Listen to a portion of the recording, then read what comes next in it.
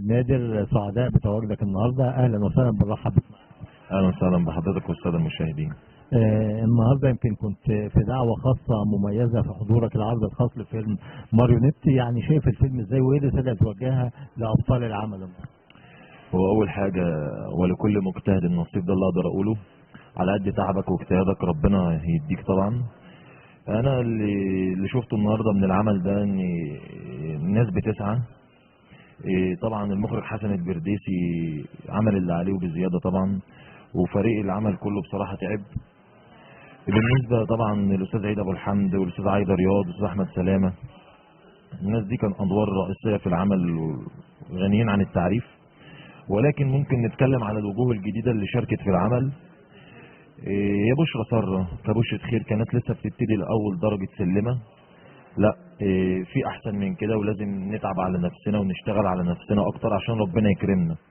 لان الشغلانه ديت هي مش مجرد يلا قول كلمتين واطلع مثل. لا، احنا شوف كام مليون، 100 وحاجه مليون نسمه، مصر كلها نفسها تمثل بقى عشان شهره وعشان فلوس، وشوف فلان بقى ايه لا، التمثيل لو اي حاجه ما كانش اتعمل له المعهد العالي للفنون المسرحيه وقسم تمثيل واخراج ومونتاج، حاجات كتيره ما كانش اتعمل ورش معتمده من اكبر المخرجين معروفين طبعا. لا، الشغلانه مش سهله، وفي نفس الوقت هي سهله لو انت حابب الموضوع.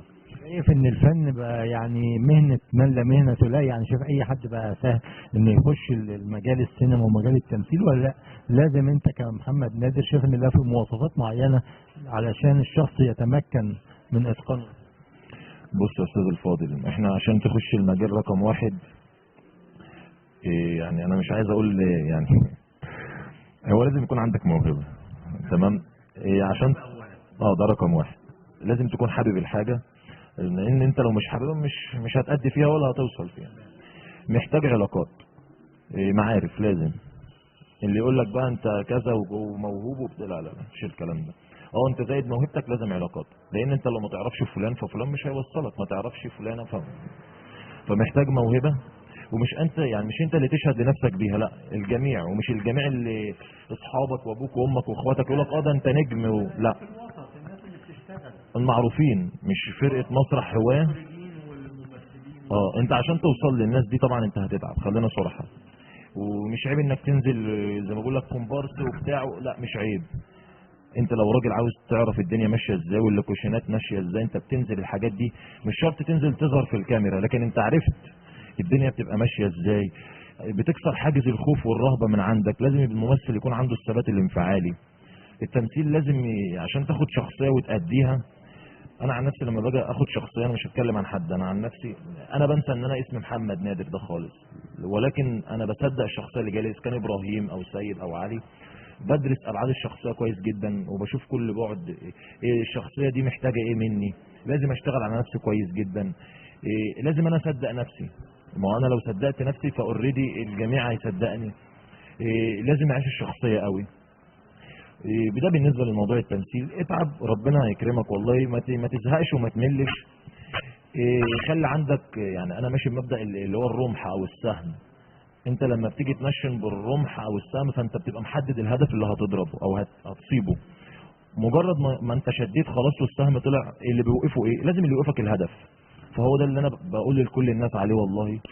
اسعى، اتعب، اجتهد، ما تضيعش وقت خروجات ما فيش الكلام ده. خليك شغلانه زي ايه؟ شغلانه زي المهندس، زي الدكتور، زي الضابط، زي الفراش، زي العامل، كلها شغلانات. ربنا هيكرمك على طول. محمد نادر، ايه الادوار المقبله في السينما او التلفزيون اللي جايه؟ كتير باذن الله. يعني انا في بنحضر لحاجه دلوقتي باذن الله، يعني مش عايز احرق الاحداث بس. لا يعني اسم الفيلم، الابطال كده، يعني بعيدا عن احداث الفيلم نفسه. هو ان شاء الله فيلم مطرح مطروح، انتاج استاذ عم محمد السبكي، رنا السبكي، استاذ رنا السبكي. بينضم لنا العمل ده ممثلين كبار جدا زي الاستاذ محمود حميده، بويكا الاجنبي، الممثل الاجنبي، الاستاذه شيماء سيف، الاستاذه ليلى احمد زاهر، الاستاذ كريم عفيفي. معانا نخبه كبار جدا وناس معروفه في المجال، يعني فباذن الله دور جامد يعني. محمد، هل هتفكر انك انت تتخلى عن طموح الاخراج والانتاج وتركز في التمثيل، ولا لا ممكن يعني لسه ما خدتش؟ هو انا تمام اشتغلت في الانتاج وفي الاخراج، بس انا كمحمد نادر يعني انا شايف لما بشتغل في الاخراج انا يعني زي ما بقول لك انت بتشغل دماغك.